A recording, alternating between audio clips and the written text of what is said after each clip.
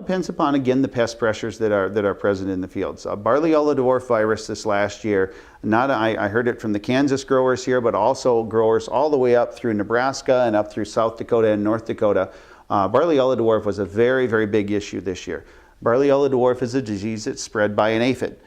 So one of our management practices for that is, if we want to take out early season aphids, is to look at an insecticide seed treatment.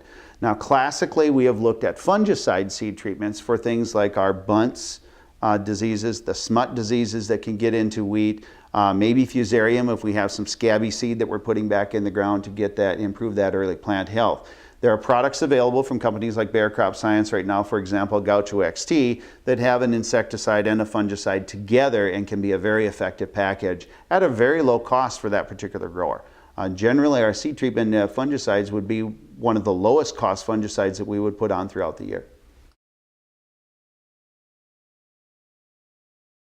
We have really two opportunities post-emerge to put on fungicides with our wheat, and one would be at that fertilizer, spring fertilizer timing, or if you're doing an early season broadleaf weed control. That's one opportunity that we have, and the disease primarily we'd be taking on there would be something like tan spot or an overwintering septoria coming from our residues and those kind of things, an early season septoria blotch, a speckled leaf blotch.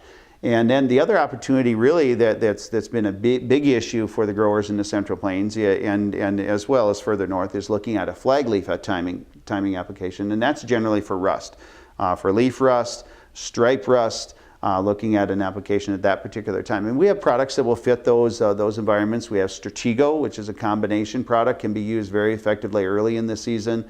We can go on up through the flag leaf timing of looking at a product possibly like Prosaro. Fits in that environment. It also fits for fusarium head blight management or scab management a little bit later in the season.